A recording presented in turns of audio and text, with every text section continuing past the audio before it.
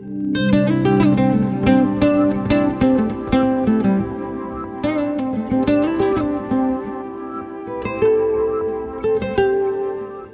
noite.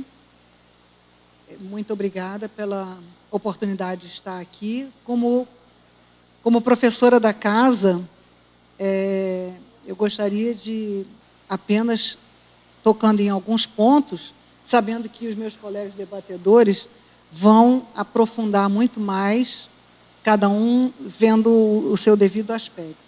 Como eu sou professora da Escola de Engenharia, e coordenadora do curso de Engenharia Civil, eu vou pensar um pouco na parte educacional, de preparo da ideia das pessoas para que esses assuntos sejam devidamente vistos.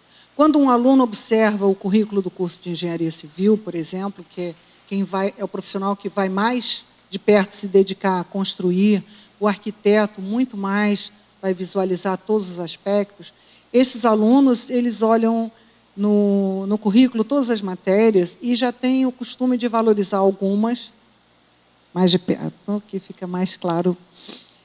Os alunos já têm o costume de entender algumas disciplinas como mais importantes e outras de importância reduzida ou quase nenhuma.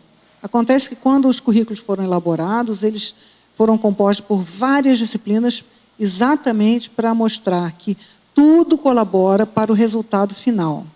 E a segurança nos prédios, ela é um dos itens que ocupa menos espaço, mas que é da maior importância.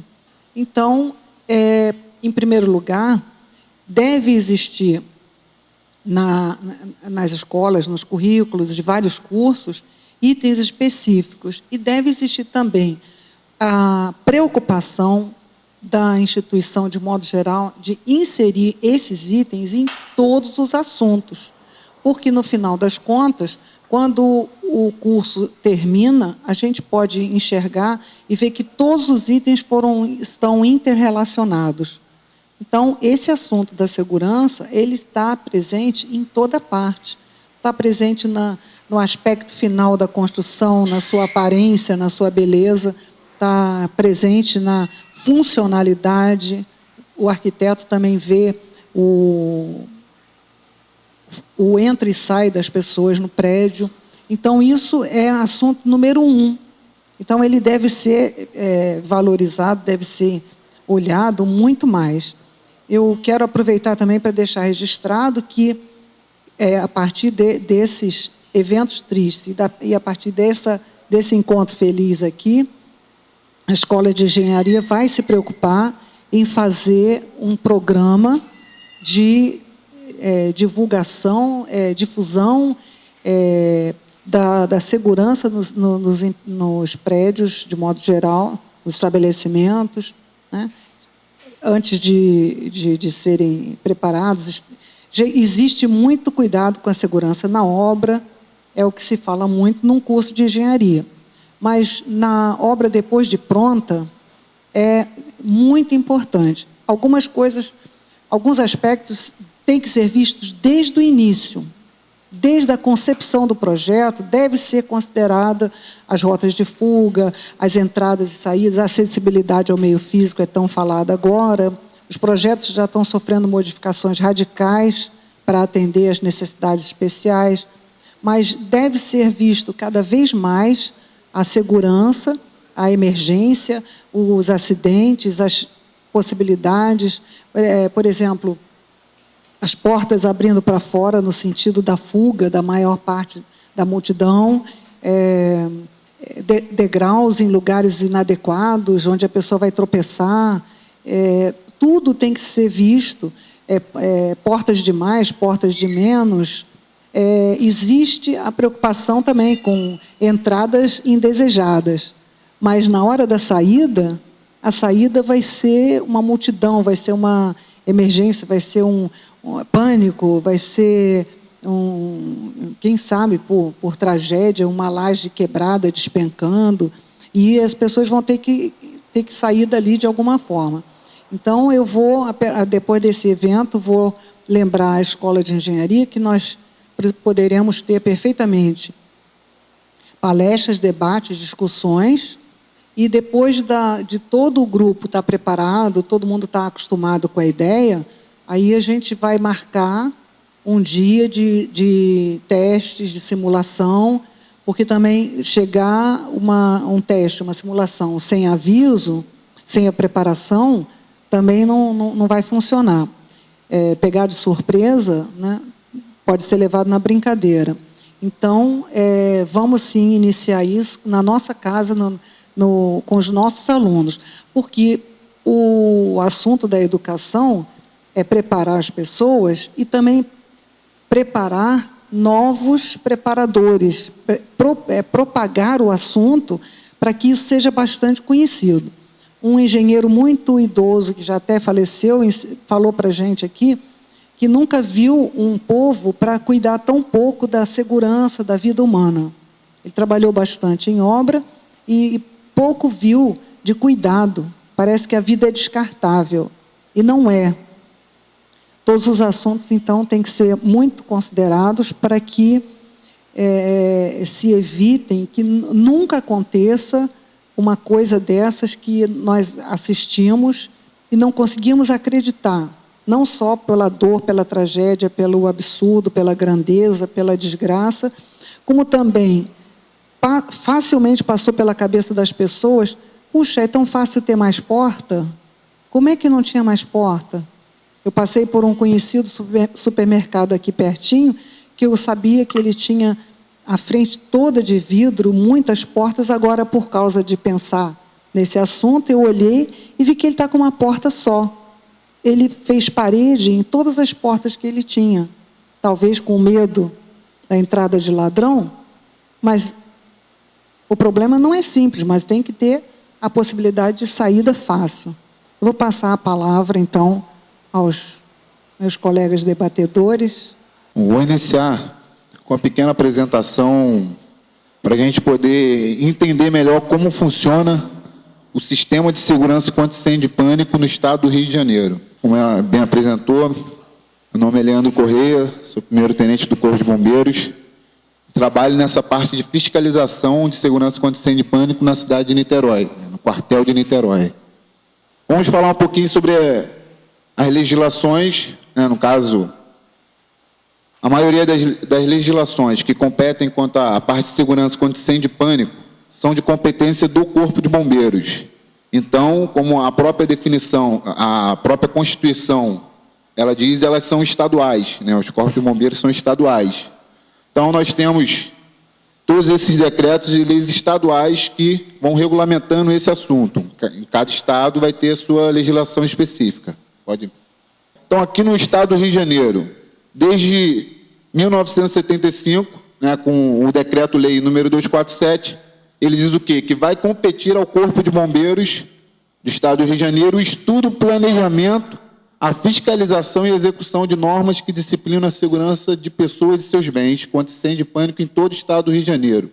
Então, a partir desse momento, passa oficialmente o Corpo de Bombeiros ter autoridade para fiscalizar, né? Como está ali, planejar, fiscalizar e executar as normas de segurança. Bom, e no ano seguinte, foi feito, então, o nosso Código de Segurança contra Incêndio e Pânico, né, que é o decreto número 897, que é do ano de 76.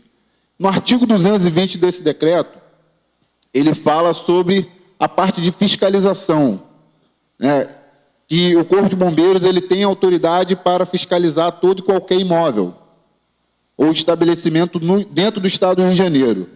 Quando necessário, nós expedimos notificação, multas, que são os autos de infração, a interdição ou, né, no caso mais grave, a interdição. Pela plena regularização junto ao CBMERG. A importância disso é o quê? A gente está falando sobre critérios de segurança.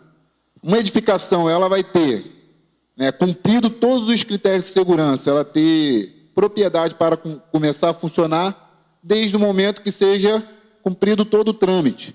Então, primeiramente, é feito um laudo de exigências.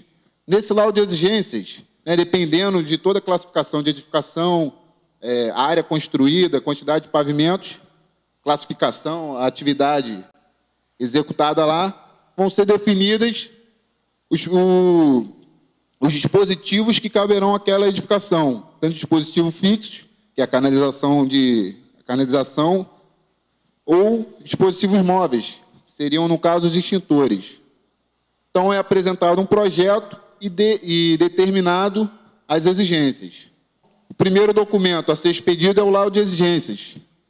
Ele pode ser feito pela seção no quartel, nós vamos mostrar como funciona esse sistema, ou pela nossa diretoria, DGST, Diretoria Geral de Serviços Técnicos. E lá vai constar as exigências com relação à segurança contra incêndio e pânico. Como a senhora professora Cláudia bem falou. Questão, as portas abrindo para fora, no caso de edificação de reunião de público. Quantidade de extintores, quantidade de abrigos com mangueira, a determinação da capacidade da bomba de incêndio, quando tem que ter alguma coisa ou não, canalização de chuveiros automáticos, tudo isso vai ser definido no laudo, correto? Então, a partir do momento que é feito o laudo de exigências, o proprietário, requerente do local, ele vai executar esse laudo e vai dar entrada num certificado de aprovação. Esse certificado de aprovação, ele é feito mediante a vistoria do quartel da área, da região, e aí é feito esse documento atestando que foram cumpridas as condições de segurança do laudo. A partir desse momento, a gente pode dizer que a edificação ela está regularizada junto ao Corpo de Bombeiros. Isso só não vai ser completamente nessa forma quando se trata de edificações de reunião de público, como seria o caso que a gente está discutindo aqui, boates e tudo mais. Que, além disso, eles têm que ter uma documentação que é renovável, anualmente renovado, que é o certificado de registro. Então, como toda análise de processos, quando tem alguma coisa falha, tanto em termos de documentação ou em termos de projeto, ao invés de ser emitido o laudo de exigências ou o certificado de aprovação, é feito um certificado de despacho, certo? Determinando o que precisa ser feito para sair o documento que o requerente está pedindo.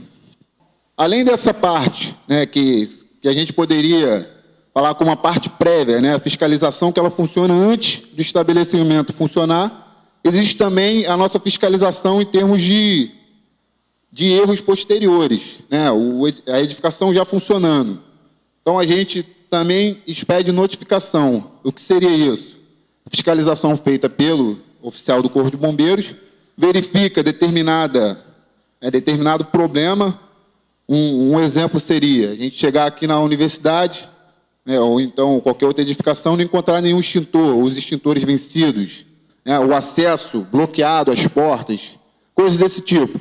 Então, a gente faz uma notificação, que é a documentação dando um prazo para regularizar essa pendência. Esse prazo sendo vencido e o oficial verificando que não foi cumprida as exigências que foram feitas, é emitido um auto de infração, que ele tem um valor de multa. Então, ele serve como valor de multa. São feitos 2 autos de infração. Não sendo o teor da notificação cumprida e nem através de duas infrações, a primeira ou a segunda, é feito, então, um auto de interdição. Seria um processo, depois de não cumprida todo o outro trâmite foi feito. Também é expedido documentação nesse nosso sistema de segurança contra incêndio e pânico. Autorizações, seja pela nossa diretoria de serviços técnicos, quanto eu coloquei ali DGDP. O que é isso? O Corpo de Bombeiros do Estado do Rio de Janeiro já tem uma preocupação de anos com a questão relativa a boates, casas de festas. Então, eu até pesquisei no site de outras corporações, eu não sei dizer se todas no Brasil, não sei dizer realmente. Mas, pelo menos nas que eu pesquisei, eu não encontrei nenhuma que tenha especificamente uma diretoria de diversões públicas, como nós temos. Então, nós temos no nosso organograma a diretoria de serviços técnicos e a diretoria de diversões públicas, que cuida especificamente de locais onde há aglomeração, concentração de público, casa de festa, boate, templos religiosos. Então, esse sistema de diversões públicas ele também emite autorização para festas, autorização para eventos, funcionamento de circos ou congêneros, né?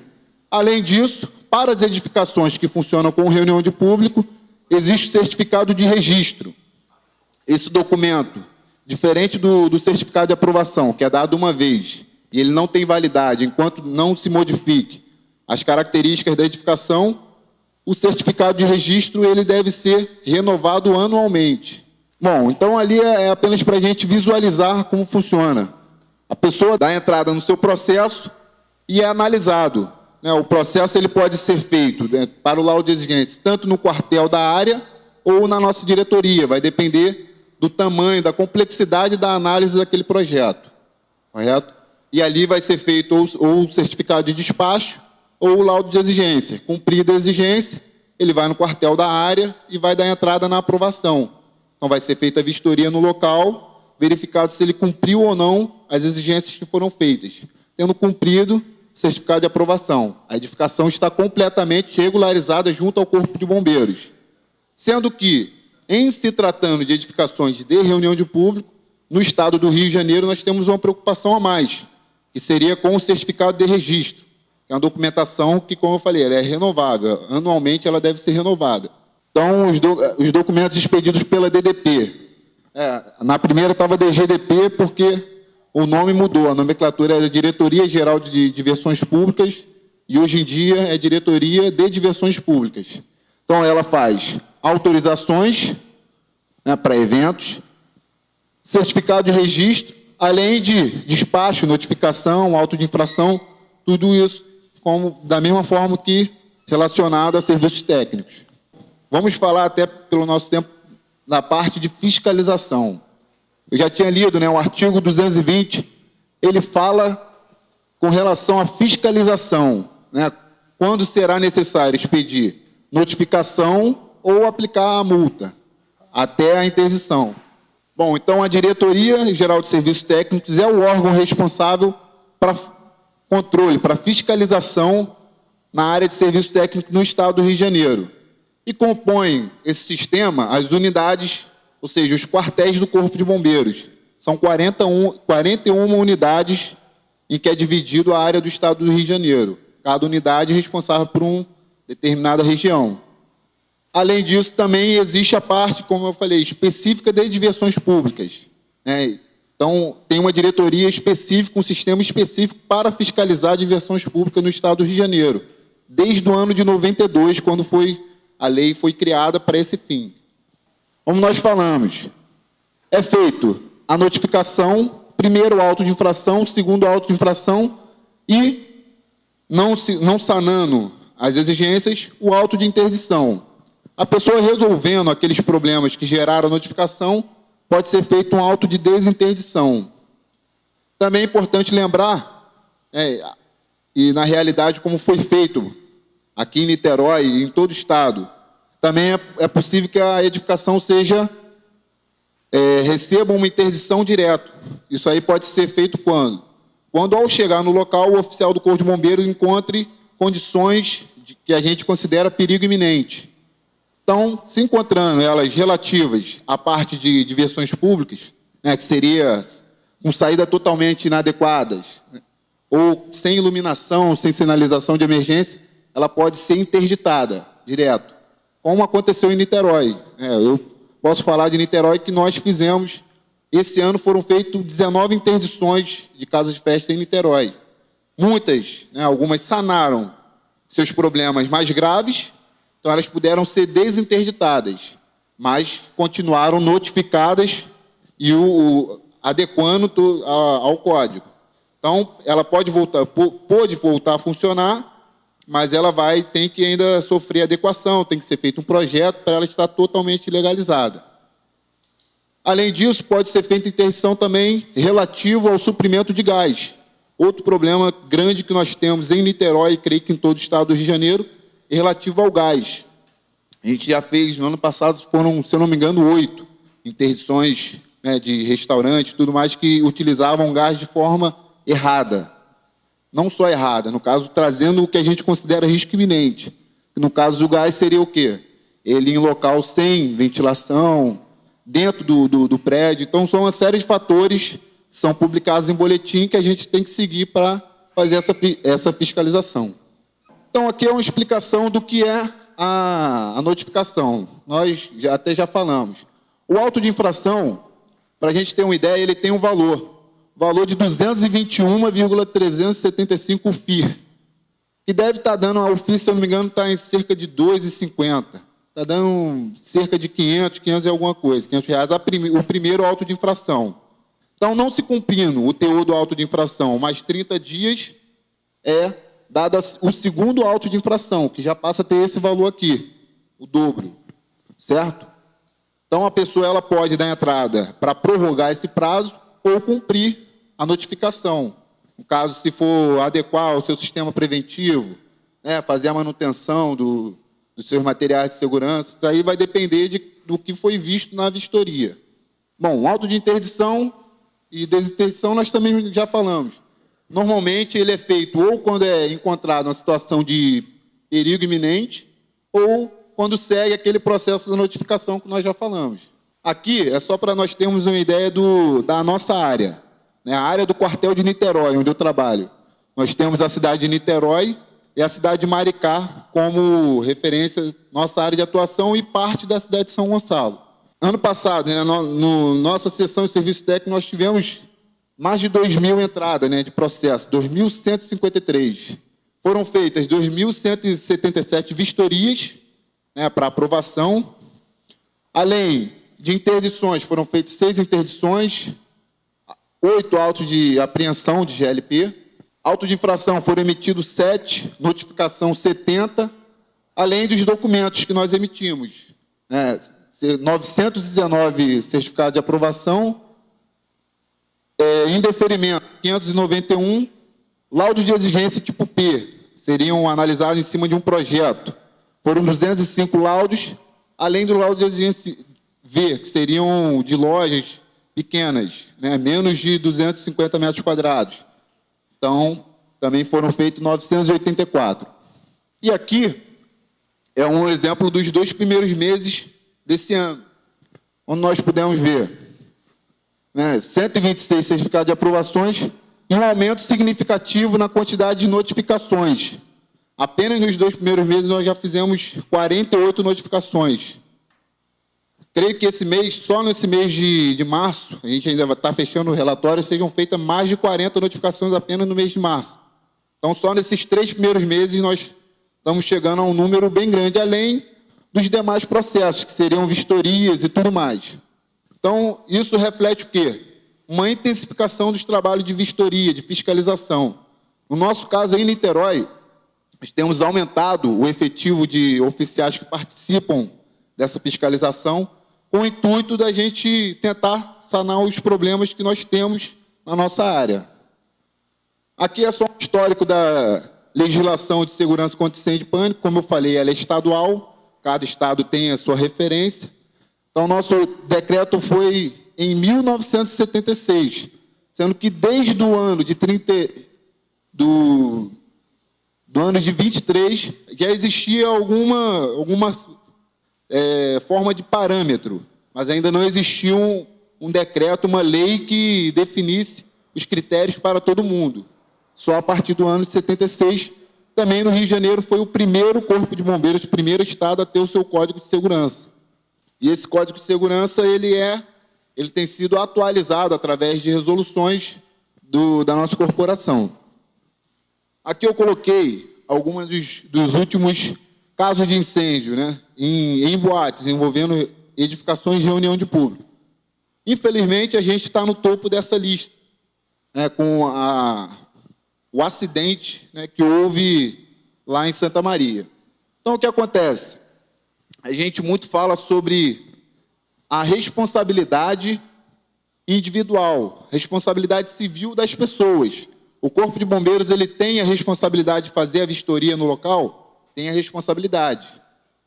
Sendo que, após a aprovação daquele local, passa a ser responsabilidade do requerente, quem recebeu a aprovação, qualquer alteração naqueles parâmetros. Então, a pessoa, de repente, ela recebe a aprovação do Corpo de Bombeiros, mas ela faz uma obra da noite para o dia e muda totalmente todos os fatores que foram apresentados na aprovação. E aí a responsabilidade passa a não ser mais do Corpo de Bombeiros em cima daquela alteração. Então, infelizmente, a gente ainda tem muitas coisas a vencer em termos de conscientização da nossa população. Além disso, temos também um problema de edificações que não cumprem esse rito, não dão entrada no processo, não fazem essa formalização. Então, são diversos fatores que envolvem. O Corpo de Bombeiros ele tem essa atuação firme em cima da área de segurança contra incêndio e pânico, nós temos intensificado, mas é um problema que nós temos que resolver juntamente com a sociedade. Todo indivíduo ele tem a responsabilidade civil, como está lá no Código Civil, além da responsabilidade penal, que a gente sabe que a pessoa desconhecer a norma não quer dizer que ele esteja isento de cumprir ou isento dos problemas advindo do não cumprimento da norma. Para o certificado de registro, né? Lembrando que o certificado de registro é o documento específico para edificações de reunião de público. Desde do início, quando se trata de uma edificação de reunião de público, ele apresenta o projeto, em cima daquele projeto vão ser vistas as portas que ele tem naquele local, se elas abrem para fora, como ela bem disse, a questão da exigência ou não de barra antipânico, seria aquela barra que facilita a saída, além de ser visto toda a condição de saída, que a gente sabe que não adianta a pessoa ter uma porta de 2 metros e ter um corredor levando para essa porta de 1 metro. Além disso, nós temos também, muito importante definido desde o nosso laudo de exigência, para edificações de reunião de público, o público a ser estimado para aquele local. Então, já é definido desde do momento em que sai o laudo, a quantidade de pessoas que ele poderia ter naquele local. Como que é feito isso? Em cima da área que ele tem, existe um cálculo a ser feito de pessoas em pé ou pessoas sentadas em cima da área, mas, principalmente, limitado pela quantidade de saída que ele tem. Então, hoje, atualmente, no Rio de Janeiro, a legislação nos diz que a pessoa tem que ter, pelo menos, uma porta de 2 metros de saída. A partir dessa porta de 2 metros, cada metro que ele teria a mais de saída representaria 100 pessoas a mais que ele poderia ter. Então, mesmo ele tendo uma área muito grande, que comporte, de repente, 1.000 pessoas, se ele tem 3 portas de 2 metros, ele só vai ser permitido ter naquele local 600 pessoas. Nesse cálculo de 100 pessoas por metro de saída, tendo pelo menos 2 metros de saída, lembrando sempre, abrindo para fora, não dando diretamente no passeio público, e toda uma série de fatores que foram definidos no nosso Código de Segurança contra Incêndio e Pânico. Além da legislação que nos diz que devemos ter toda a parte de sinalização, toda a parte de iluminação de emergência para edificações de reunião de público, também existe essa lei estadual que ela nos diz que toda edificação que tenha público, que reúna público, seja um supermercado, uma edificação comercial qualquer, ela deve ter formas de sinalizar a saída para as pessoas. Sinalize medidas que orientem os frequentadores do recinto, tanto com relação à parte de saída, quanto a relação a onde estão os extintores e tudo mais. Então, essa lei também deve ser cumprida. Os parâmetros, nessa lei, ela não determina quanto, como deve ser. Então, nós adotamos os critérios da ABNT, da NBR, tanto para a iluminação de emergência, quanto para a sinalização de emergência. No nosso caso, já estamos terminados. Qualquer dúvida, podem perguntar, que a gente vai, dentro do possível, estar sanando. Ok? Muito obrigado. Boa noite a todos. Em primeiro lugar, eu quero parabenizar a Universidade Federal Fluminense pela iniciativa, não é isso, de fazer esses debates, não somente com o tema de hoje, mas muitos temas que, ao mesmo tempo que são interessantes, são polêmicos também, porque levam a uma discussão e que a sociedade ela tem que se preocupar com isso, né? Bem, falar em defesa civil é uma coisa bem abrangente, não é isso? E quando se fala em defesa civil, a gente não podemos descartar a instituição Corpo de Bombeiros, porque é o Corpo de Bombeiros que trabalha na nossa segunda ação, que é a ação de socorro.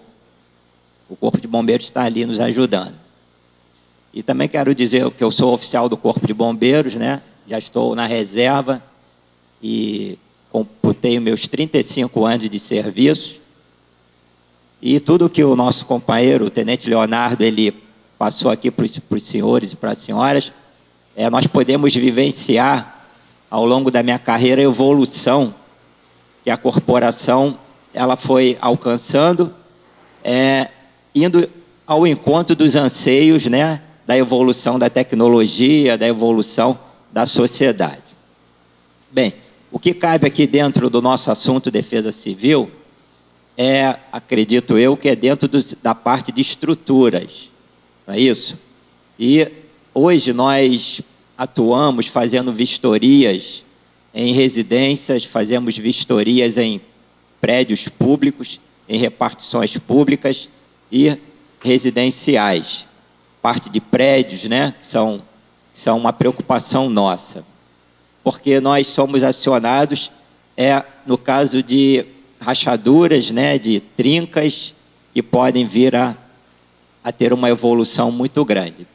E eu cito aqui como exemplo, com certeza toda a mídia niteroense, a sociedade niteroense acompanhou, aquele prédio ali na Miguel de Frias, não é, que pareceu uma trinca, e depois foi apurado, né, foi descoberto que houve uma sobrecarga do andar, do morador que fez uma obra no apartamento. Então, como o Tenente Leonardo falou, isso tudo tem que ser levado em consideração. Não é simplesmente nós sairmos quebrando paredes, não é?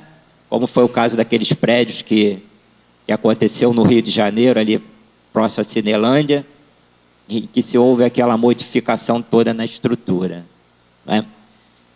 Eu quero enfatizar também que a defesa civil, nós trabalhamos muito com a fase de prevenção, antes que aconteça alguma catástrofe. E nós temos observado, e o próprio governo federal, ele tem divulgado que se gasta muito mais com ações de socorro, com ações recuperativas, do que a parte preventiva. Se empregássemos mais recursos na fase preventiva, se houvesse essa consciência de prevenção, não é isso? Até mesmo nas escolas, né? Inclusive é um dos projetos nossos da Defesa Civil, começar a levar essa cultura de prevenção no ensino fundamental e no ensino médio.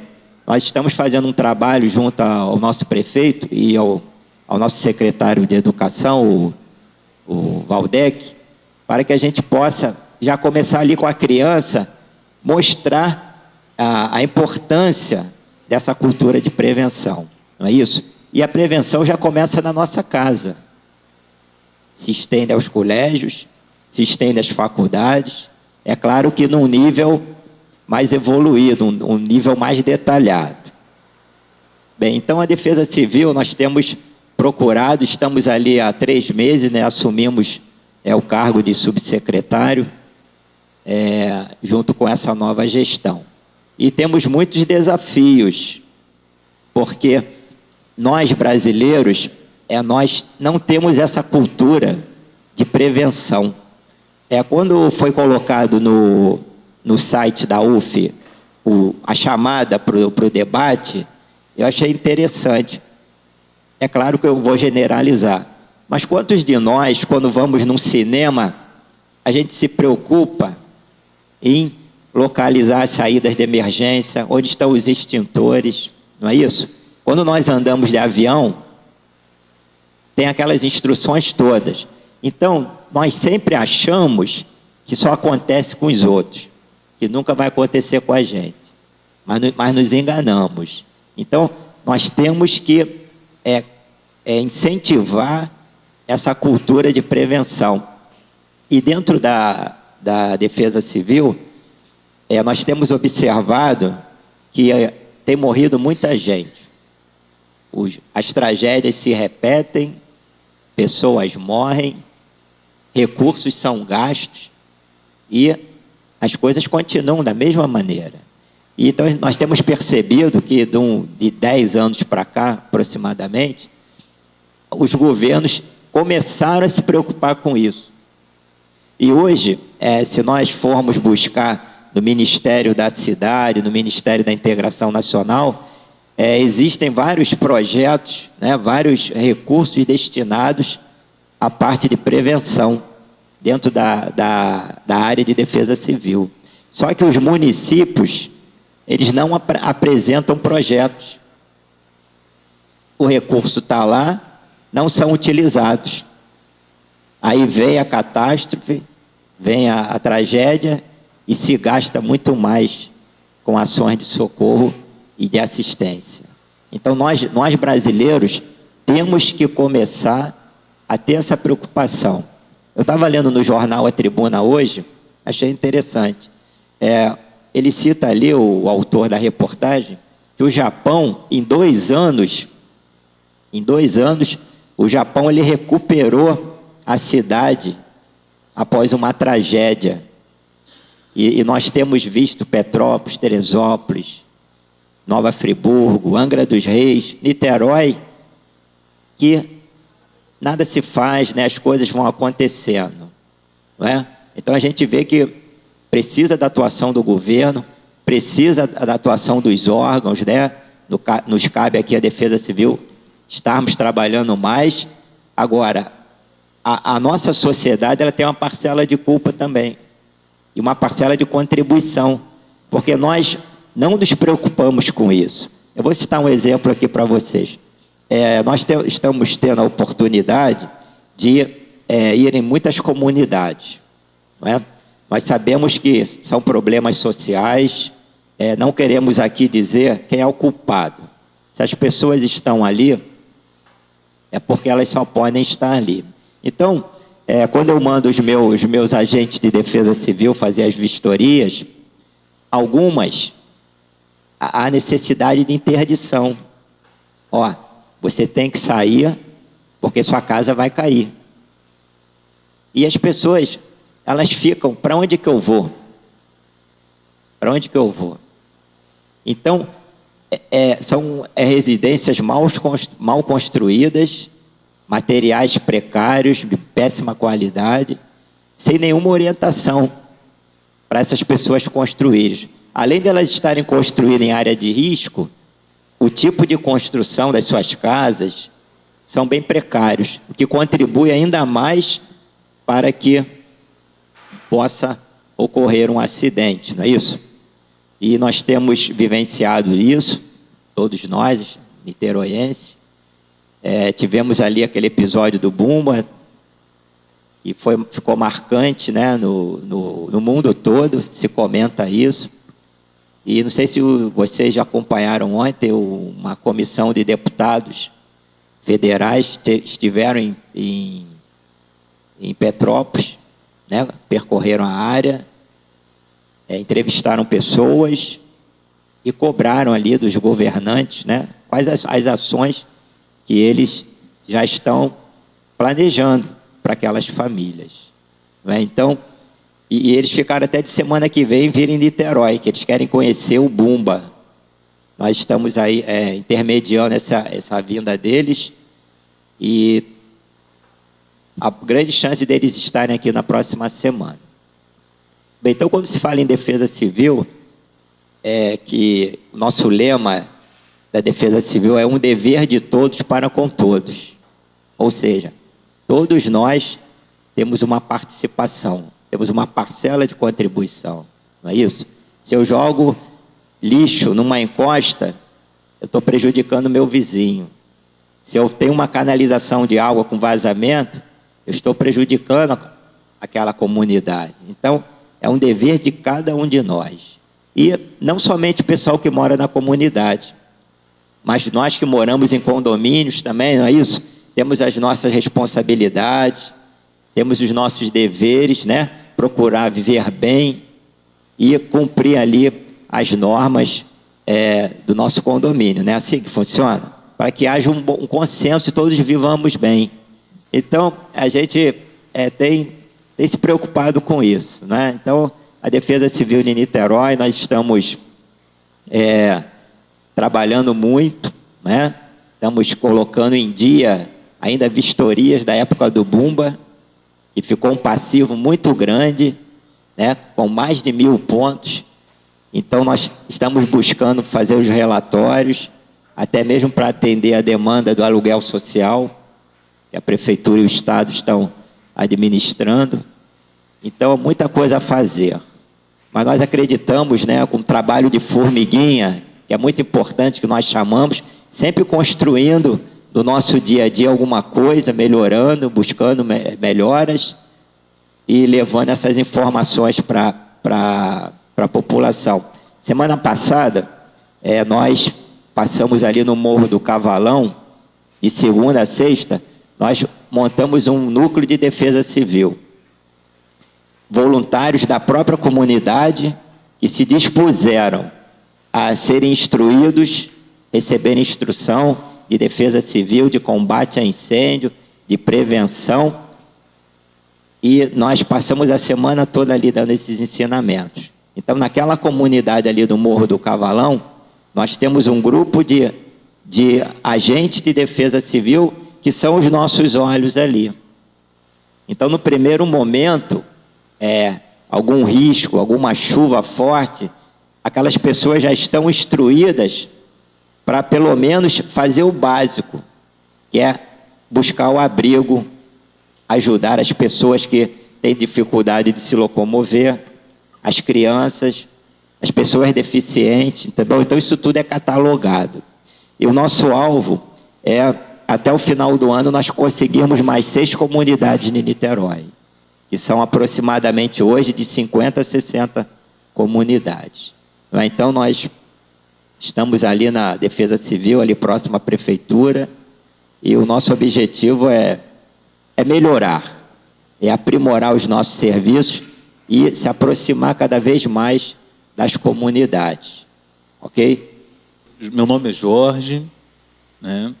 Eu ia fazer uma pergunta ali ao Tenente Leandro, mas o secretário entrou em alguns assuntos que me interessam, até de uma forma até pessoal. Aí o secretário falou da nova gestão, falou de estrutura. Eu não quero fugir assim do assunto estrutural em relação a boate, teatro, porque eu e meu colega a gente trabalha para o teatro da Escola SESC e viemos aqui para absorver isso. Mas eu não posso deixar passar essa oportunidade, porque o senhor entrou num assunto que me atinge, né, desde o governo passado. Eu tenho uma residência no Caramujo, mais exatamente no Morro do Céu, onde a prefeitura jogou lixo 30 anos. O senhor, não sei se o senhor chegou nessa gestão agora, não sei se já é seu conhecimento disso. E a prefeitura, juntamente com o governo, o nosso governo passado, ele se acovardou, né? E, infelizmente, ficamos sozinhos. Infelizmente, quando se trata de um assunto político, eu fico até chateado, fico nervoso, até para falar que a política do Brasil me dá nojo. Vocês me desculpem o desabafo, porque eu sou uma vítima da má política do nosso país e da minha cidade. E depois da prefeitura jogar 30 anos de lixo lá no Morro do Céu, que todos devem ter conhecimento, e aconteceu aquilo no Bumba, que agora está virando ponto turístico, depois que morreu uma porção de gente, eles lembraram, a mídia lembrou que no Morro do Céu estava acontecendo a mesma coisa, porque 30 anos de lixo criou-se uma montanha lá, e essa montanha, eu moro na rua principal, Rua Arthur Pereira da Mota, se acontecesse igual aconteceu no Bumba, minha casa, que eu construí com suor, era cobrador de ônibus, e eu coloquei sentimento naquilo ali, e a prefeitura colocou a minha residência em risco. Aí a prefeitura, agora, juntamente com o governo do Estado, a armação política deles, que não viram o direito do povo, né? Não viram o meu direito como cidadão, e resolveram simplesmente desapropriar todo mundo. Aí, só que eles tiveram uma surpresa. Aí a prefeitura ia desapropriar uma parte da localidade e o restante passou para o governo do estado, que jogou para os agentes do INEA negociar com a gente. E eles tiveram uma surpresa muito grande, que eles acharam que morava lá uma porção de poceiro, favelado, só que eles se surpreenderam pela estrutura do local. Eu chorei várias vezes vendo as máquinas da prefeitura, aquelas máquinas de esteira, derrubando as árvores todinha, lá atrás da minha casa, que era uma mata virgem. Uma coisa linda, eles destruíram e começaram a jogar lixo, houve protesto, eles pararam de jogar, porque o povo se resolveu enfrentar, a mídia caiu em cima, e eles agora plantaram gramado lá. Mas veio a desapropriação, porque eu não sei, até hoje eu não sei o que a prefeitura, o governo vão fazer lá, porque também não dão explicação. Simplesmente derrubaram a porção de casa. Se vocês quiserem ir lá fazer uma visita no Morro do Céu, vocês vão ver lá que está vendo uma cidade fantasma na rua principal. A minha casa ainda não derrubou, porque o INEA foi lá, fez a gente assinar um documento que eles não dão cópia, né, secretário? Eles não dão cópia, não deram data de pagamento. Graças a Deus, eu com minha esposa tivemos recurso de financiar uma outra casa no bairro vizinho, Santa Bárbara, e fomos para lá, mas nossa casa está lá, correndo risco de ser arrombada, violada pelas bandidais, simplesmente porque o governo passado não veio, não nos pagou, não nos representou, e agora o atual Rodrigo Neves, não sei como é que ele vai fazer. Também não tiro muito o dever de Rodrigo Neves, gosto dele, porque ele já era deputado também, então ele estava a par do assunto, que Rodrigo Neves foi várias vezes lá em cima, e estamos lá. Então, não sei como é que isso é resolvido, já que o nosso carnê de impostos chegava lá, entendeu? Então, gostaria de fazer esse desabafo do secretário, para nos ajudar lá em relação a esse assunto, porque estamos lá a ver navio, a minha casa está lá, entendeu? É um problema estrutural, tem que sair? Tem que sair. Comprei outra casa com meu recurso. Minha esposa também é militar, né? Então, mas o povo muitas vezes não sai por causa disso, porque os governantes mandam sair e derrubam nossas casas. Mas eles não nos indenizam, eles não usam também com a prevenção. Então, isso é só um desabafo. E para o tenente Leandro, que a colega já está aqui querendo pegar o microfone, eu queria saber do tenente como é que é feita essa fiscalização de casa noturna, de teatro, porque aí o tenente falou que houve uma fiscalização agora, esses 2 meses trabalharam-se muito, mas eu pensei, de repente trabalhou-se muito pelo que aconteceu em Santa Maria. Então, será que a fiscalização está sendo feita realmente? Ou é só porque morreu lá quase 300 pessoas que agora o nosso corpo de bombeiro resolveu trabalhar? As ações eu falo aqui em nome da Defesa Civil, tá? Eu não, de maneira nenhuma, estou representando aqui o governo, porque até mesmo a Defesa Civil é um órgão técnico, não é um órgão político, e as ações elas vão se desprendendo. Vou citar um exemplo. A Defesa Civil ela vai no local, através de denúncia ou a solicitação do próprio morador, e em cima dessa solicitação é feita uma vistoria, tanto da parte de estrutura como da parte de terreno. Eu tenho um corpo técnico de engenheiro, geógrafo, geólogo, então nós direcionamos o profissional para o tipo de solicitação, e que nós chamamos de visita de campo. Então, em cima dessa visita de campo é feito um relatório. Ele faz uma introdução, ele elabora um relatório, e em cima desse relatório, nós, da Defesa Civil, passamos algumas recomendações ao morador.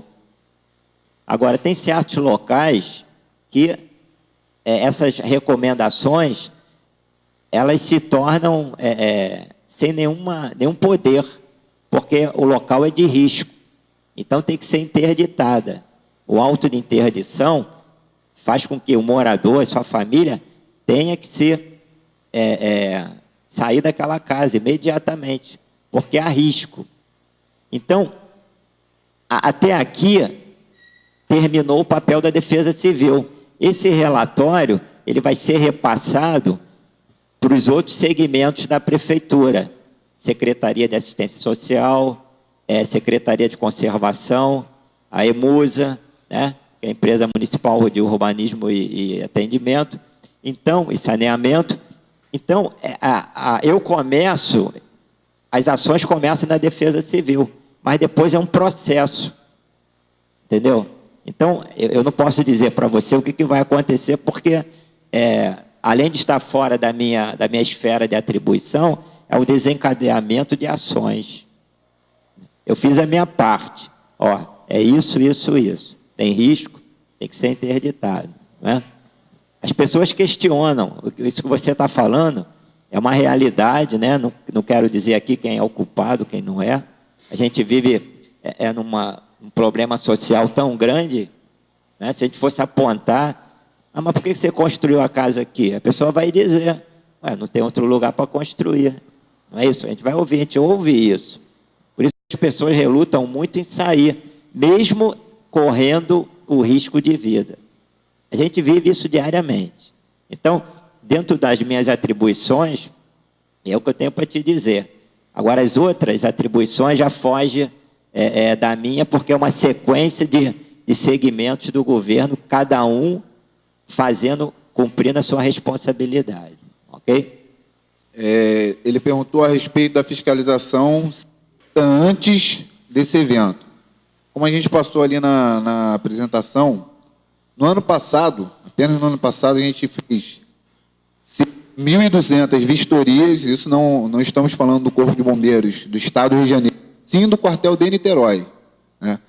Então, nós temos cerca de 1.200 vistorias para aprovação, que seria fiscalização, trazendo até à tona, o coronel falou com relação à Defesa Civil, uma forma de prevenção, correto? A pessoa dá entrada no processo, não foram feitas dessa forma. Cerca de 1.200 e alguma coisa vistorias que nós vimos lá, além da gente também fazer a fiscalização em si. Ou seja, nós mostramos ali na estatística, foram feitas mais de 70 notificações, além dos autos de infração. E como que é feito isso? Ele é feito em cima de denúncias, correto? Tanto a denúncia vindo de Ministério Público, demanda de Ministério Público, demanda dos órgãos públicos, Polícia Civil, Militar, ou denúncia feita por pessoas, tanto diretamente no quartel, ou vindo forma de disque denúncia. Então, já é praxe da corporação fazer esse tipo, responder denúncias. Além disso, também, ano passado, foram feitas, já tem sido feita anualmente, verso no ano, de fiscalização noturna, uma de operação noturna. Então, ano passado foram feitas operações noturnas, é praxe fazer. A única coisa que modificou, até como forma normal de resposta à mídia, foi o quê? Acontecido toda a questão, nós antecipamos a nossa operação noturna. O Corpo de Bombeiros fez operação noturna, fizemos demais vistorias, mas isso sempre foi praxe da corporação. Esse número vem aumentando. Hoje nós temos 3 oficiais que trabalham especificamente com isso, vistoria, além de outros 5 oficiais que estão indiretamente bem fazendo fiscalização. Estamos tendo um aumento gradativo. Tem aumentado? Tem, com certeza. É também como resposta ao próprio clamor da sociedade. Mas o Corpo de Bombeiros do Estado do Rio de Janeiro está totalmente tranquilo com relação ao seu trabalho feito anteriormente. Entendeu? Boa noite. Meu nome é Antônio.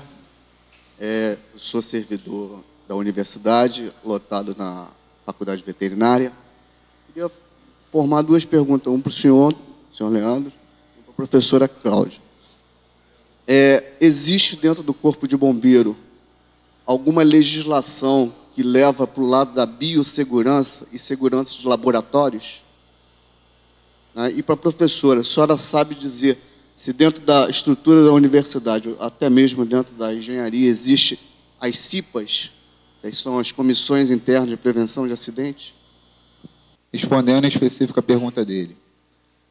Dentro do nosso Código de Segurança contra Incêndio e Pânico são definidos padrões tipos de edificação. Então, existe edificação laboratorial e tudo mais.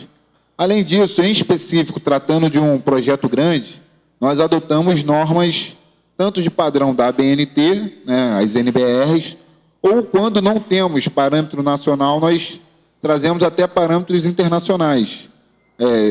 No caso em específico, eu já até estudei alguma coisa sobre o assunto. Existe padronização em termos de equipamento, material de segurança para laboratório também. Sendo que nós vamos ver a parte estrutural de segurança, canalização preventiva, recurso, material, extintores, saída de segurança no local, tudo mais, entendeu? É o que seria de competência do Corpo de Bombeiros.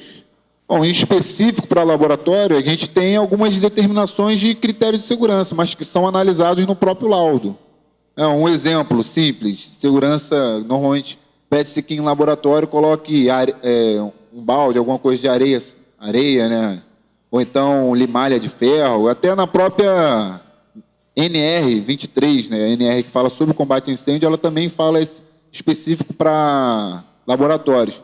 Além do material de segurança que é comum para qualquer edificação, seriam extintores, sendo que aí nós vamos dimensionar os extintores, a canalização e tudo mais, dependendo do critério de risco de cada laboratório. Por exemplo, um exemplo fácil, né? A localização do PC de luz seria o local próximo de nós colocarmos o extintor de CO2, um exemplo. E assim vai ser analisado em cima do projeto, entendeu? Não tem como eu dizer. Para o laboratório, nós podemos dizer que ele está legalizado quando ele passa o projeto, é analisado e definido em cima do projeto. Então, cada local vai ser definido alguma coisa com termos de segurança contra incêndio ali no local. O tenente respondeu muito bem, porque cada setor, cada construção nova, principalmente as novas, ou cada laboratório que é implantado, ele é implantado de acordo com as normas de construção, as normas, e as específicas daquele laboratório. Se tem que, dependendo do tipo de acidente que pode acontecer ali, se vai ter o extintor certo para o produto certo. Geralmente é feito, sim. Agora, as CIPAs deveriam... eu não tenho conhecimento específico disso. De repente, existem muitas e eu não conheço, mas, com certeza, a minha intenção, quando eu comecei a falar aqui hoje, foi que todas essas ideias fossem divulgadas e fossem popularizadas. Como educadores, nós ensinamos alguma coisa e também esperamos que quem aprendeu seja um repetidor daquela ideia e seja ela transformada em ideia simples para todas as pessoas, de todos os tipos. Eu, vindo para cá, eu observei o corte de morro para um morador fazer uma garagem. Todo dia eu via 3 pessoas cortando aquela terra que eles juravam que era duríssima, né? No outro dia, a terra caiu em cima deles, matou os 3 de uma vez só. Então, eu passando de carro todo dia vi isso. Como é que a gente, né, que aprendeu a ler, escrever, que pegou um diploma, que dá aula, como é que a gente não tem também uma iniciativa educativa que se espalhe por toda a população? Ah, mas todo mundo sabe. Se fosse assim, a gente não precisava de escola, entregava o diploma pelo correio. Tem que ter aquele ensinamento, sempre tem alguém que não sabe, sempre tem que repetir a ideia. Podemos, então, encontrar absurdos debaixo do nosso nariz. Então, cada laboratório novo que se constrói, o Instituto de Química, por exemplo, lá no Valonguinho, tem uma condição. O novo Instituto de Química, que está ali projetado e sendo construído, com certeza, tenho toda certeza, ele está sendo feito com todas as condições para o perfeito funcionamento, porque ele não vai passar pela aprovação do Corpo de Bombeiros se não tiver toda a construção de qualquer tipo. passa pelo cálculo, o arquiteto faz o projeto, é feito o projeto de topografia do terreno, a sondagem do terreno. Hoje mesmo eu estive assistindo defesa de trabalho de aluno, de final de curso de engenharia civil, o estudo do solo antes de implantar aquela obra. Então, infelizmente, essas ideias deviam ser popularizadas, não com o intuito de dar diploma a todo mundo, não se trata disso, mas se trata de divulgar cada vez mais para mostrar: essa é uma área de risco, não pode ser construída aqui, você não pode construir em cima do lixo, antes disso o lixo não devia estar lá. Né? Todas essas ideias deviam ser muito, muito, muito repetidas. A gente não devia ter vergonha de falar do simples, do óbvio. A gente devia falar toda hora: não faça isso, não faça aquilo, olha, isso aqui é melhor, isso aqui é pior. Todo mundo devia fazer isso.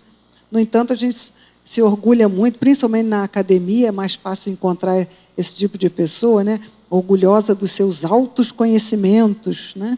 Mas isso tudo deve ser popularizado. Né? Gente que joga lixo no ralo. Espera aí. O ralo é só um buraquinho no chão, dá vontade de a gente jogar o lixo ali, porque é um buraquinho, parece uma cestinha, mas é um ralo. Completamente absurdo. Está tudo errado, você vai jogar, vai entupir. Agora, quantos cursos você precisa fazer para saber que não pode jogar um lixo no ralo? Nenhum curso. Mas já vi muita gente boa jogando tudo em tudo quanto é lugar, gente cheia dos diplomas. Jogou. Né? Então, tem que ser aquela repetição, e não ter vergonha de falar do simples, para não acontecer. Eu acho que eu vou convidar o senhor, meu apartamento está cheio de rachadura, o vizinho de cima fez obra, aquelas rachaduras não estavam lá, eu moro no 4º andar, são 18 andares. Né?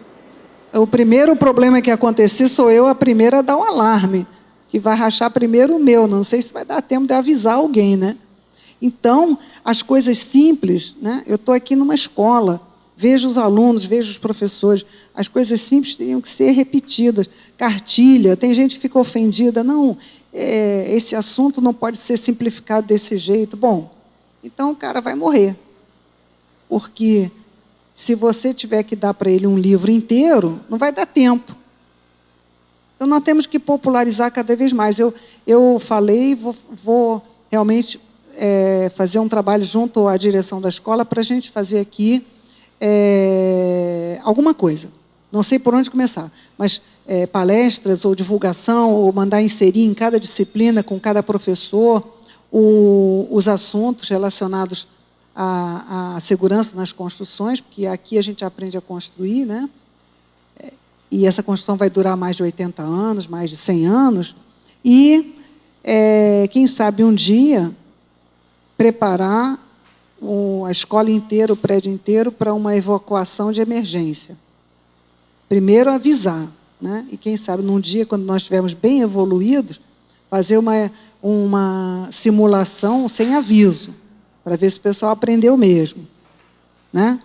Faz uma simulação sem aviso, não vai acontecer nada, tenho certeza. Não preciso nem ver o filme, não vai acontecer nada.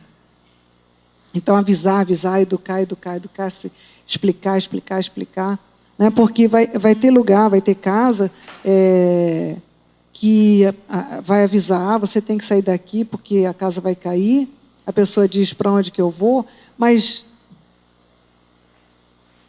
a gente aqui estuda a lei da gravidade, né? Não tem como revogar. Os meus alunos pedem jeitinho para tudo, né? Mas não tem jeitinho para a lei da gravidade, vai cair. Eu queria insistir na comissão, né, interna de prevenção de acidentes. Eu vejo ela como um instituto dentro de uma instituição importante, até para promover uma brigada de incêndio, né, fazer análise de risco dos ambientes, né, e hoje eu vejo dentro da instituição que ela não existe em nenhuma unidade nossa. Tá? Não, inclusive, eu sou novo, não, sou recém nomeado, e um dos meus projetos foi essa instituição da CIPA dentro da universidade.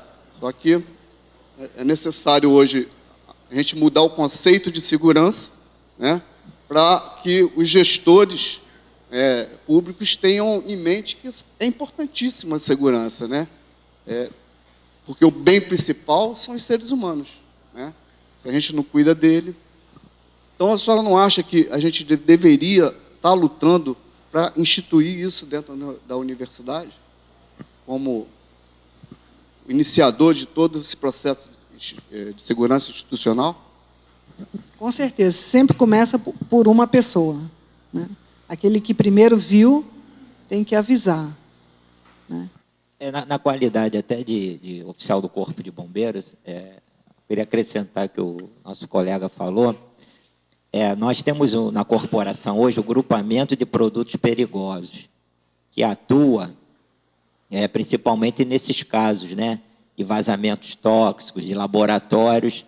Então, é toda uma estrutura, não somente militares capacitados, mas também com equipamentos apropriados para que não sejam atingidos pela contaminação.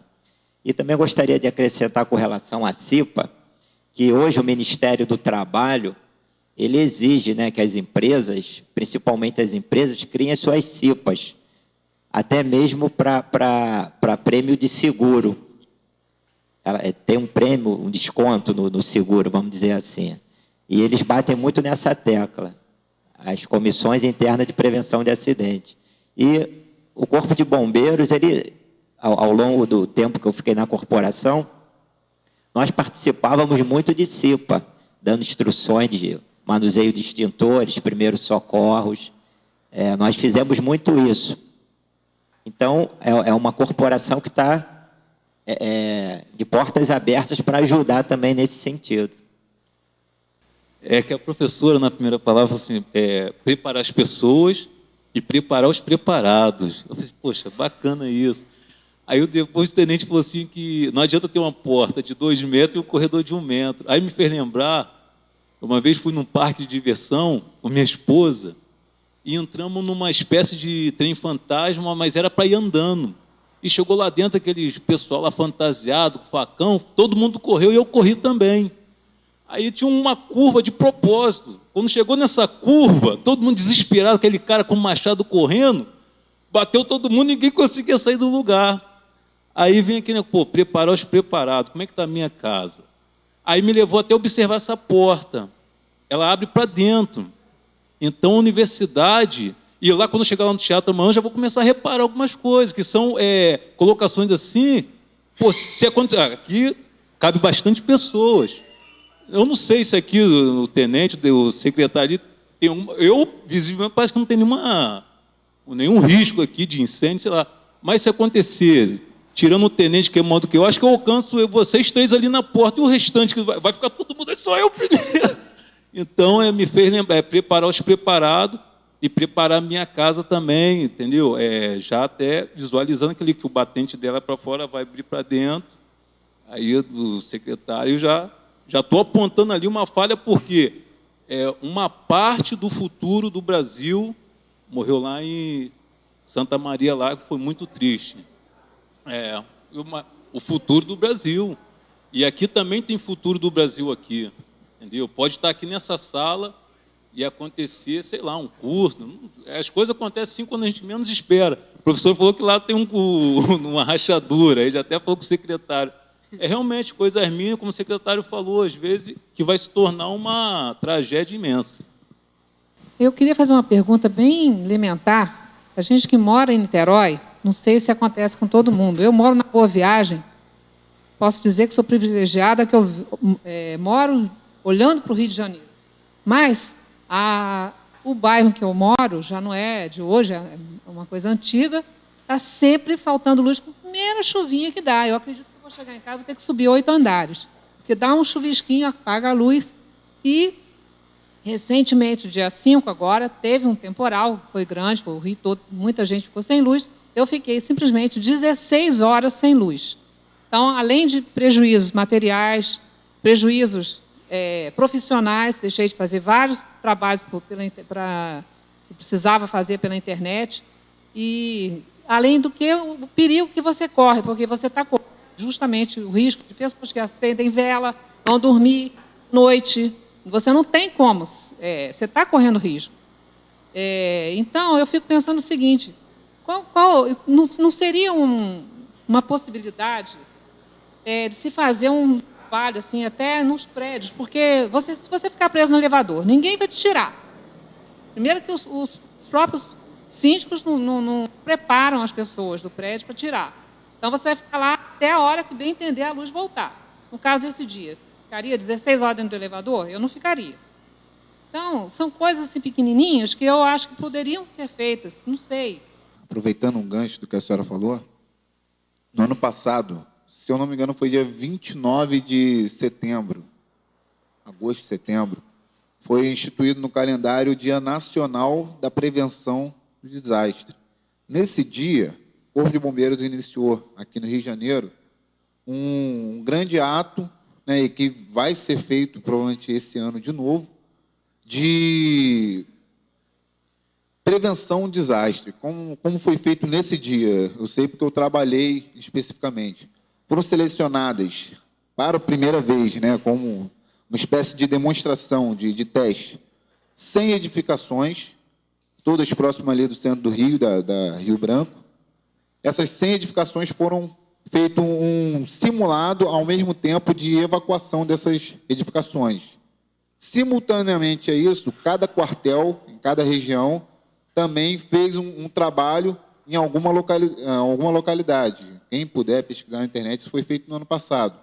Então, eu fiz lá, eu fui o oficial responsável por treinar e fazer esse trabalho em um dos prédios lá, sendo que aqui no quartel de Niterói também foi feito, até na ocasião, foi feito na imprensa oficial. Então, quem puder pesquisar, e isso deve ser feito esse ano. Com isso, né, o Corpo de Bombeiros está tendo o que em vista? Mudar a cultura de segurança e preparação, essa questão que a senhora falou. Não só o caso da senhora, como ficar sem luz, ou outras pessoas, ter a consciência perfeita de que existe a escada enclausurada, que aquela escada ali ela traz uma segurança maior por determinados fatores. Onde, mais importante ainda, né, não tão importante quanto o local onde que a senhora conhece, mas principalmente edificações comerciais, onde fica ali pessoas que não conhecem aquele local, não sabem onde é a escada de segurança, não sabem como sair. Então, já foi feito, o Corpo de Bombeiros tem trabalhado em cima dessa parte de prevenção. Até trazendo um conselho da Defesa Civil, o que define, né, o tamanho, o grau, a dimensão do desastre, não é apenas o tamanho, né, a magnitude do evento adverso, mas sim um grau de preparação da comunidade. Então, um exemplo disso a gente traz para cá. Se acontecesse como houve no prédio que desabou no Rio, né, ao mínimo um sinal, as pessoas estivessem preparadas com treinamento para fazer evacuação imediata do prédio, de repente muitas pessoas não teriam morrido. Então, o desastre seria menor, embora o problema, o evento adverso foi o mesmo. Esse exemplo a gente traz também para a prevenção de incêndio, que é o nosso caso aqui. Se todos os frequentadores têm noção, consciência da porta de saída, têm consciência da sinalização de emergência, onde fica, para onde vai, e a sinalização ela também está colocada corretamente, né, as portas, tudo. Então, mesmo que aconteça um incêndio, como pode acontecer, aliás, em qualquer lugar, o problema adverso pode acontecer em qualquer lugar, mas a gente teria certeza que não haveria aquele grande desastre. Então, esse é o nosso objetivo, não só mudar as condições estruturais, como seria, no caso, que ele bem lembrou, a porta, né, outros fatores que são observados, quantidade de fileiras, quantidade de proximidade das cadeiras com o canto da parede, tudo isso é analisado em projeto, quando é passado o projeto. Mas a gente também vê como muito importante o conhecimento humano, né, o fator humano, o comportamento da pessoa no incêndio. Se a pessoa tem um mínimo de preparo, um mínimo de conhecimento, de treinamento, facilita muito, né? O desastre ele passaria a ser muito menor. O Corpo de Bombeiros iniciou isso no ano passado, nesse dia de 29, sendo que isso começou agora.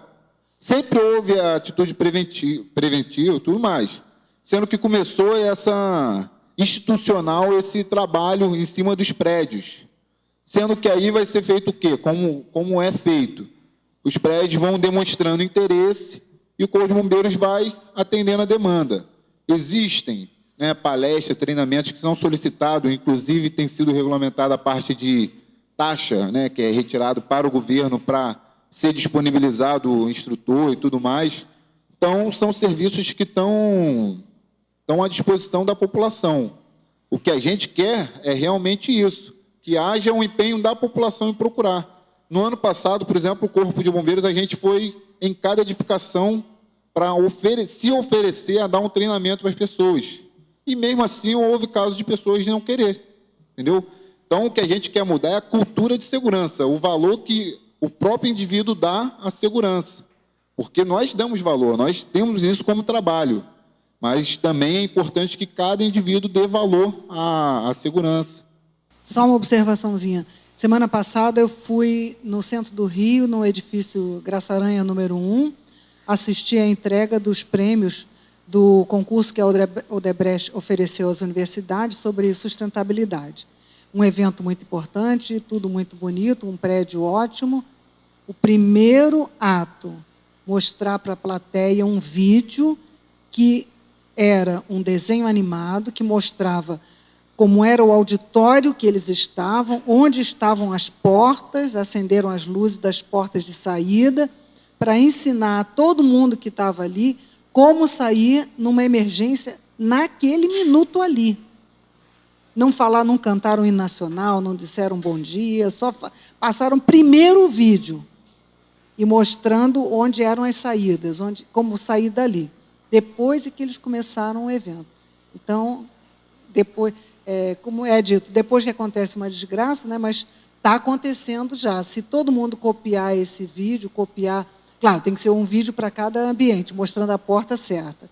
Só para lembrar isso que ela falou, isso já é conteúdo de lei. Essa lei que eu falei de 1989. Eu não me recordo agora exatamente o número da lei, mas desde 1989 existe a lei que orienta, tanto que todo mundo que vai ao cinema provavelmente assiste antes de iniciar o filme um pequeno vídeo falando sobre as portas de emergência.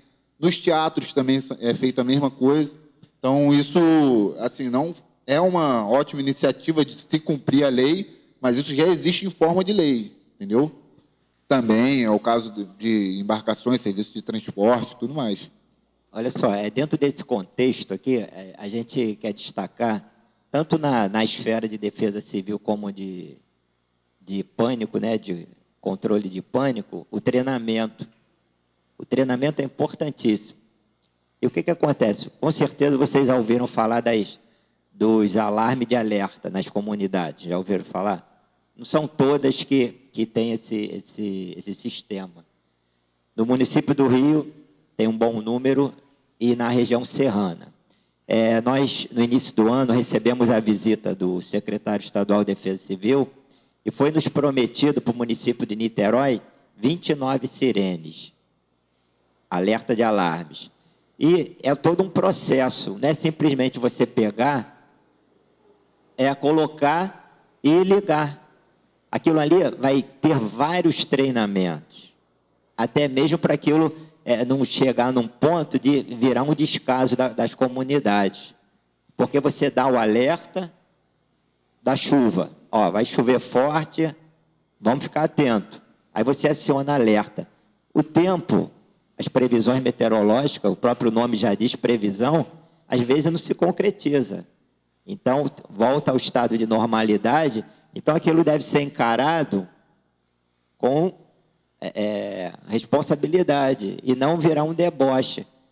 Poxa, mobilizou isso tudo e não choveu. Aí, na próxima vez que acontece, não vou obedecer o toque da alerta. Mas não, é feito um treinamento em cima desse sistema de prevenção, né? Que é um sistema de prevenção, e o treinamento é importantíssimo, né? Como a professora falou muito bem. O treinamento, ele vai te induzir ao que você tem que fazer. Você sabe para onde você vai sair, a porta que você vai sair, a porta está sinalizada, você sabe onde está o extintor, você sabe aonde está o degrau para você não cair, entendeu? Então, tudo isso nós vamos adquirindo através do treinamento. Um exemplo aqui, nem eu, nem o meu colega, nós entramos na corporação nós não sabíamos nada. Nós viramos bombeiros, nos aperfeiçoando, através do treinamento, repetindo aquilo ali várias vezes, até você condicionar. Você está entendendo? Então, o treinamento é tudo. É importantíssimo o treinamento. Eu trouxe aqui, já que a gente está na academia de engenharia, eu trouxe aqui um decreto, de uma lei, a Lei 6.400, de 5 de março de 2013, do Poder Executivo Estadual, em que essa lei, ela transfere, ela determina aos condomínios, aos comerciantes, a responsabilidade de fazerem manutenção nas suas estruturas. É uma lei recente, foi elaborada juntamente com o CREA. Eu creio que veio de encontro, né, a um anseio muito grande, principalmente da Defesa Civil. Porque o que acontecia? O que acontece? As pessoas nos procuram e transferem para nós a responsabilidade de recuperar a sua casa, recuperar a sua marquise. Temos visto vários acidentes de marquise. Então, essa lei, ela obriga os nossos síndicos, onde moramos, periodicamente, estarem fazendo uma análise, uma revisão estrutural, muito bem colocado, e os comerciantes das suas lojas, das suas marquises. Ok? E nós, como a senhora colocou muito bem, nós, dentro da nossa casa, nós somos responsáveis, não é? Se o teu banheiro está com vazamento, vai cair aonde? Vizinho embaixo, não é isso? Ele vai te acionar, teu banheiro está vazando. Aí você vai, na política de boa vizinhança, né? Você vai e repara o problema. Entendeu? Então, essa lei foi muito importante. Eu acredito que ela vai contribuir muito para que muitos prédios, aproveitando aqui o nosso município, eles possam receber uma manutenção mais precisa em menos tempo. Não é esperar acontecer para fazer. Ok? Então, eu trago para os senhores, para as senhoras aqui da engenharia, essa é a Lei 6.400, de 6 de março de 2013. Ela foi publicada no Diário Oficial. Agora, a responsabilidade é realmente um fator muito importante, porque, vejo até pelo comportamento dos próprios alunos, a responsabilidade é sempre passada para alguém, né? É eterno comportamento de criança, que todos me devem tudo e eu não devo dar nada a ninguém, não devo fazer nada. Não, à medida que a gente conhece os assuntos, a gente passa a ser um repassador daquela ideia, né? Como eu falei, uma pessoa que vai ensinar para o outro, que vai ensinar para o outro que aprendeu e que vai repassar para todo mundo ficar sabendo e ser bom para todo mundo. Então, eu gostei muito dessa conversa tão informal, tão tranquila, e o fato dela estar sendo gravada, essa ideia também vai ser repetida e repetida, treinamento e treinamento, e vai iluminar muitas mentes que vão ter uma boa ideia, que vão se engajar, que vão criar situações novas para que essas ideias todas sejam difundidas. Não pode ficar a responsabilidade somente em cima da Defesa Civil, do Corpo de Bombeiro, ou do engenheiro que construiu o prédio. Todos são responsáveis, quem está vendo é responsável também, quem está fazendo é responsável também, quem está criando um problema é responsável também. Todos são responsáveis, se o trabalho ficar espalhado entre todos, vai ficar muito mais fácil e as situações de risco vão diminuir bastante. Né? Ninguém está interessado em sofrer, ninguém está interessado em desgraça nenhuma, até porque se gasta muito mais, como o senhor falou, para consertar do que para prevenir. Então, vamos prevenir, porque também vai ser muito mais agradável, não vai causar dano nenhum, né, sofrimento nenhum. Né? Trazendo o ditado, que é da Defesa Civil, né, um dever de todos para com todos. Trazendo até um conceito legal a esse ditado, A gente sabe da responsabilidade civil, tem lá no Código Civil.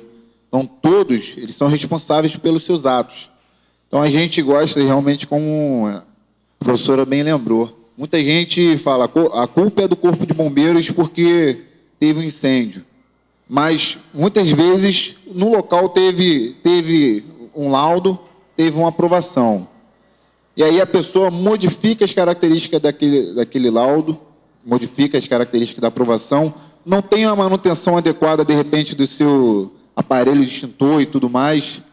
No caso das casas de festa, não tem o registro, não faz a manutenção, descumpre, né? Quanto ao público, né? Bota um público muito maior. Então, a partir de tudo isso que acontece, a responsabilidade passa a não ser do Corpo de Bombeiros. O Corpo de Bombeiros, embora trabalhe de forma preventiva, fiscalizatória, a gente não tem como rodar todas as edificações todos os dias, certo? E Corpo de Bombeiros, por isso ninguém no mundo teria como fazer isso. Por que não? E porque a responsabilidade, nós temos nossa responsabilidade como órgão, como um Estado presente, mas existe a responsabilidade civil.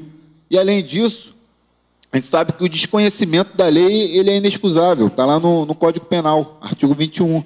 Então, muita gente fala, mas eu não conhecia a lei, não sabia que eu tinha que ter aprovação, não sabia que eu tinha que ter um laudo. E essa responsabilidade, nós fazemos nossa fiscalização em cima de denúncia, em cima de cronograma, e fazemos todo um planejamento, mas a pessoa também tem responsabilidade. Então, o ditado da Defesa Civil está totalmente correto. Um dever de todos para com todos. A responsabilidade é nossa, como Defesa Civil, Corpo de Bombeiros, mas é de cada um.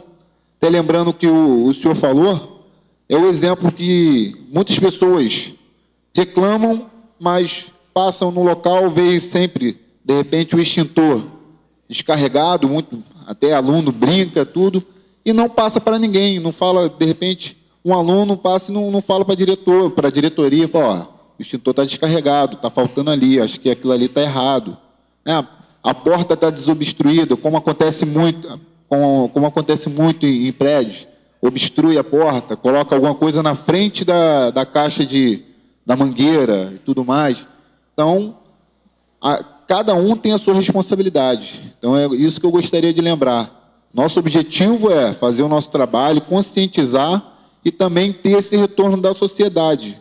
E a partir do momento que todo mundo trabalhar em prol da segurança, a gente espera que vai diminuir drasticamente a quantidade de problemas. Correto?